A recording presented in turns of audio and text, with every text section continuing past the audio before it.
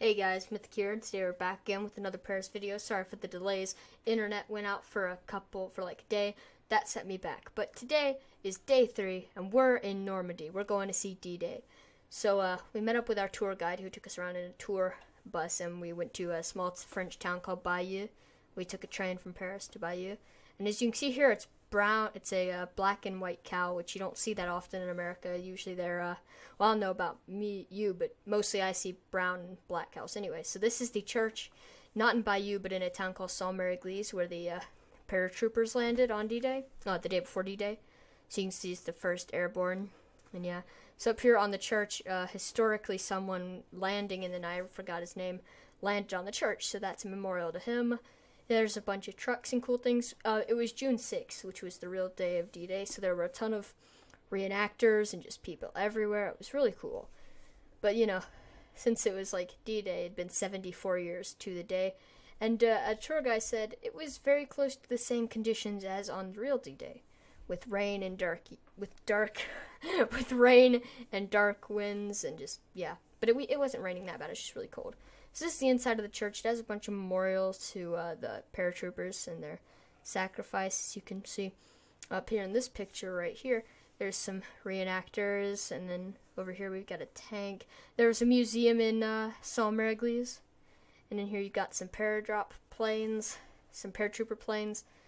And so there we go. There's like the inside. It was made out of canvas and wood, so kind of like a World War I biplane, but not. Here's a Jeep. Here's the outside of the plane, the cockpit. Here's another shot of the cockpit right here. Yeah, this one. So you can see those people. They're not real people, as you can see. There's the plane from like the top. It's pretty huge. It was really impressive. And here's the people inside. So on the outside, you got a bunch of stuff. So like you've got concrete, sidewalks, just some basic stuff. It's a museum. I like the museum, but this next picture, this one is really cool because it's an artillery piece, and which is neat. And over here is just some guns, bunches of equipment. Over here is just more uniforms. And yeah, I'm going to play a video for the next part because, I'll explain why I'm playing the video, because this part tried to recreate what it was like dropping on the night before D-Day. And so it's a video, and there's lots of just loud noises and flashes, and it's pretty dark. So I hope you guys can see well. See,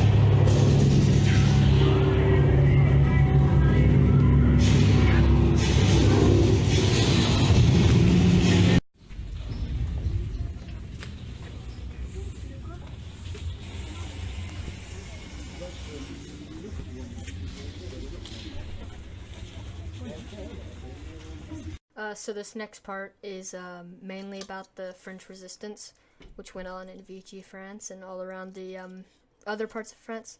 So here we're about to get out of the paratroopers dropping on D-Day part. As you can just see, bunch of quotes, bunch of stuff. My recording back does not quite show how excited I was to see all this, and I'm very grateful I got the chance to do that. I just sound a little bored because I'm a bit tired, but kitty. And there's just more French resistance, radio, signs. There's actual paratroopers and their equipment, as opposed to last time. Over here's another plane, which was a bit more modern, not canvas and wood, and you've got some soldiers dropping. There's someone getting their picture taken, but they aren't real people. Just got some guns. You've got a Thompson. You can see up there just showing equipment. This is a big plane. This one's huge. It's metal, really big. There's under the wing, you can see the supplies. Over there's like bombs. It's a pretty big bomb. Would not want that dropped on me. I think this one was the Flying Fortress, the bomber. And outside, we're going into the next stuff. Yeah, So there's actual reenactors this time as opposed to the soldiers. And there's just the horse that I thought was cool. And yeah. So here's the part you've all been waiting for. It's the part where we're at Utah Beaches, which is one of the American landing zones. Over here you've got a German bunker, and you can kind of see on the right it's painted to look like a house, so the Allied air raids would have worse chance. Over here we've got a thing made to keep tanks from rolling on the beach. They're metal. Got just flags of Allies. Got Belgium. All the cool flags. Got some way more reenactors with actual guns this time. Here we've got one of the landing crafts, and over here we've got the back of the landing craft with all of its AA guns, which is anti-air. And here's actual footage of the beach. This one's silent, but in a minute I have one where you'll be able to actually hear the wind and how windy it was. So this one is pretty much, this one's the longer one. I walk up and down the beach. Yeah, it's pretty neat. I mean, it's dark. There's seaweed everywhere. The bluffs have actually gotten far back from where they were at the actual time of the invasion. I'm just gonna be quiet and kind of let you look at it. So yeah, enjoy.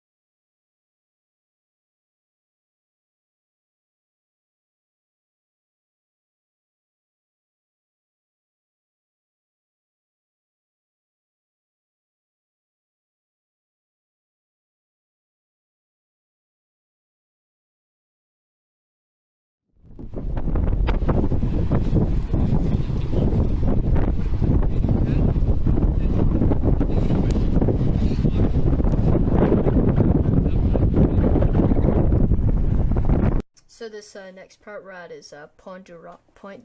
Well, it's mainly just Pont du Roc. I can't really pronounce it, but it was a big German bunker place for lots of things. Here's artillery emplacements. So there are a bunch of old bunkers. This one got bombed a lot. This place, Pont du Roc, is where the Rangers, the American Rangers, scaled the cliffs to take out the German bunkers. And as you can see from these videos, the cliffs are pretty high. And this was this picture right here is the landmark where they're supposed to land, where the Rangers were, but they landed a bit down coast. Over here's a really intact, really cool bunker, and we're about to go into it.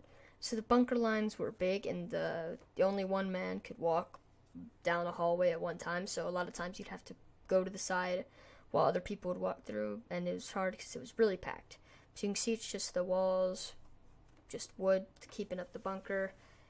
Got a plaque for the Rangers that scaled the cliffs, just more to the roof to see how old and rotted it was. You can see concrete through that. Here's the little area where you'd peek through and see what's going on outside and shoot. And here's a better picture of that. And yes, this place got bombed really heavily, and a bunch of bunkers did not survive. But I'm going to show you the craters, because there were just craters everywhere. Any hill or anything you thought was a hill was more likely just made from a crater. And let's see, yeah, here's bunkers, just more rooms. The bunker got repetitive, so I left. And yeah, here's some of the craters. And yeah, there were a lot. And I've got a video for that, so you're going to see that now.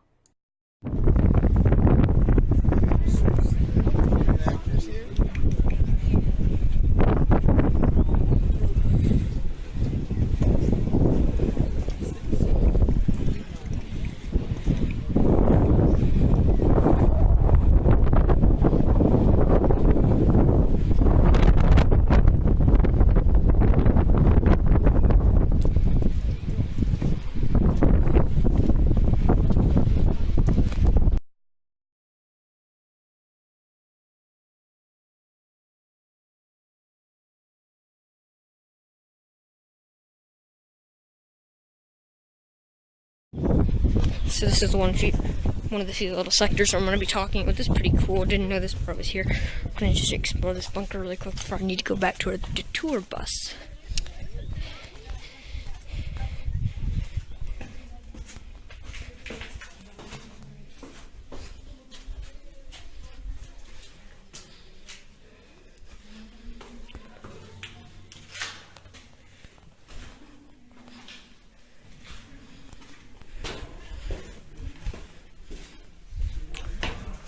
pretty interesting little thing. I mean, you usually don't find it, but, you know, when you do find that kind of thing, it's pretty cool. So the final place we visited was, second to final place we visited was another American landing at Omaha Beach. And, over here, you know, you've got the shoreline. It's pretty imposing. Just rocks, mainly. Here's an overview of it. It was high tide, so a lot of the tide was in, and obviously the shore had eroded. But yeah, it was really windy, rainy, and dark, and it wasn't even that late. We've got just a monument to the soldiers that died. Now we're at the final place we visited was the American Cemetery. It's very Greek-inspired architecture, with most American monuments the case. Here's just the kind of plans for D-Day kind of etched in the walls. Just a big statue surrounded by pillars and just a bunch of cool stuff. It's really cool. So yeah, you've got all the planning, and just the cemetery had crosses with names on it behind that pool. You might be able to see it behind the flags. Here's just more of the little lake with the flowers on it. Here's more of the beach. Kind of, we went down there, you could go there. Over here, just some more reenactors. It was really cool. And you've got even more of these plans, and you can really see like what they were planning to do, and it was really interesting because you just knew it was going to happen. But yeah, this really kind of wraps up our day at Normandy. It was a really fun tour. This trip's just been fun so far, and it's really, you know, only halfway done for you guys. So yeah, I hope I can put more videos out. And here's the infamous and illegally copyrighted Eiffel Tower at night. So deal with that, France.